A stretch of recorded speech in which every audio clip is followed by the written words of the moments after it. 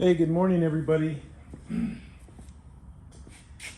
want to talk about this 1967 Ford Mustang for, about 5 minutes. The way we used to say in the military, in the Army, bad news does not get better with age, and always make it bottom line up front. Give me the bluff. Tell me what the bottom line is up front. So, keeping true to that heritage and that practice, this is screwed up. The tail panel is not on centered. The ultimate responsibility for that kind of sort of falls on me, but not 100%. And if it did fall on me 100%, I would totally own it. Have no problem with owning that at all. But my friend Steve, this is his car. It's a 1967 Ford Mustang Coupe Shelby clone. He bought this from a project that was not finished up in Austin. And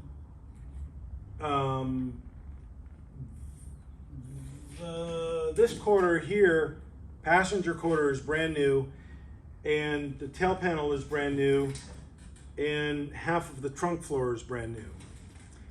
The quarter panel was installed, albeit very poorly. I redid the welds and it's on. I didn't need to remove it or do anything but just redo the welds. The tail panel was fit on before, screwed in place, and this is where my mistakes started. I assumed that it was in the correct place. And the biggest thing that I had a problem with Steve about, and I want to share it with you guys and gals, is that on these kind of projects, you cannot hurry on. You cannot force yourself to make a certain objective by a certain day, meaning like you can't leave on today and say, my day was unfruitful if I do not get this thing welded on. Okay, that's good for keeping yourself driven and keeping the flow of work going. But if you make a mistake and you don't realize that mistake until several steps in, you've got a lot of work you have to correct. You have a lot of work that has to be fixed. That is the case on this car. The tail panel is welded on, but you can see the center line is about a ½ inch too far to the left. And as a result, fitting these quarter panel extensions in place, this one did not fit. And Steve said, oh, let's just make a little cut in the tail panel and relieve that a little bit, which is normal on aftermarket stuff. The aftermarket stuff, you always have to do that. But this cut was about almost ½ inch wide. Actually over a ½ inch in the widest part to accommodate that quarter panel extension. And after I saw that thing open up and he's pounding on it, I'm thinking, okay, this is Steve's car. Steve's been wargaming this process for 3 or 4 or 5 moves max ahead of me. And he had it all screwed in place and he said, it's ready to go. It's ready to weld in. The trunk panel lines up. The deck lid lines up with the quarter, and this and all the gaps look good. And I said, okay, great, fantastic. He's done this a couple times with me before, so I trusted that. I said, okay, that's good. So I came in and boom, boom, boom, welded this on. And then yesterday when I saw the cut that we made in that, I was like, wait a minute, something is not right about this. So, and then I stood back there by the car, back behind me to my left, and I looked at this and I looked at just the simple stuff, which I've done before, but I didn't do on this car because I assumed and trusted that all the steps were made correctly and properly for me to come in and execute the welding. But I stood back and I looked at the gas tank hole, the gas filler hole, and I realized it's off. It's not centered. And I'm like, man, how did I miss that? How did I miss that? But I did. And as a result, the whole tail panel's off, and we should probably rip the whole thing off and buy a new one. But I said, no, let's try to fix it. So I told Steve, I said, you need to bring the lights down. We're going to mount them in, put the deck lid on, and we're going to have to shift a lot of this metal. Like this piece in here is going to have to get cut and moved. The taillights are going to have to move a little bit just in here, move it over, and then take some material and build back on this side. And the same thing here to correspond. You have to take some off of here to move it this way a little bit, because I don't want to break all these, you know, 65 or 75 spot welds in the tail panel. I don't want to do that. So, I mean, we could do that, but I don't want to do it. One thing I want to show you here, I'm going to grab the camera. I'm going to show you on this. And this is some of the alignment things that you guys cannot do or solely rely on. Now this bar under here, this is a brand new bar. We put that in, and Steve used these markers, these indentations, as gospel truth for alignment. Well, maybe by design it's supposed to work that way, but by application, by applying it, it doesn't, sadly. So even though that tape looks crooked, but let's go up here.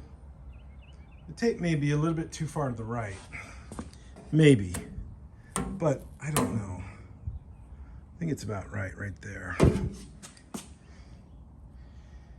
Anyways, you can see the hole. I don't know if you can see or not. I'm not sure that the camera can replicate what the eye sees. Very interesting. But anyways, it is off, and in here I want to show you the cut that we made. And right there at the tip of my finger, the gray area is the fiberglass for the tail or the quarter panel extension, and that is the cut we made yesterday to allow that to fit in there. And when that cut opened up that much and Steve was pounding it that big, I'm like, wait a minute, something is not right here. Came over here and looked at the gap, and I'm like, well, this gap needs to be fixed. But then again, wait a minute, the gap sort of looks good, having the tail panel up against the quarter panel extension. And then come over here and look at this one, and this one's quite a bit wider. And this is what got me started in thinking about how we screwed the pooch on this one. You know, we did. It's not right, but it can be fixed. And so the point of this video is to basically measure 3 times, cut once, measure 3 or 4 times, and then weld once. So, you know, Steve is always in a hurry to get this stuff done because he wants to feel like he's hitting some objectives. And I understand that completely, I really do, but I don't always support it. I can't support it in this kind of work because you make a mistake and the result is you got to come back in here and undo it or fix it. Look at the gap here. And come over here, there's no gap there. And when I welded this up, I thought, well, maybe that's just some inconsistencies with the aftermarket tail panel, but it's not. It's not. It's just screwed up. So, lesson to self, I will never, ever, you can't listen to your friends, you can't listen to your customers to say, hurry, hurry, hurry, I need this done, because you're trying to get things done in time. You're trying to maybe cut some costs, because now this is going to be a whole lot more money to fix this, repair this, and make this correct. I don't know any other way to say it other than just saying that. That's the absolute truth. So, anyways, folks, there it is. Don't hurry on this kind of work. Take your time. Make sure it's correct, because once you put that first weld on, let me tell you, breaking one spot weld is a lot of work. It really is. These are plug welds, so these are probably, they have a lot more weld material in the hole than just a regular spot weld, because I've added material in. A spot weld is not adding any material. It's just squeezing the metal together, and in that contact point, the electricity passes through, melts the two surfaces together to create that point. So Oh well. Oh well. See ya. Bye. Tschüss.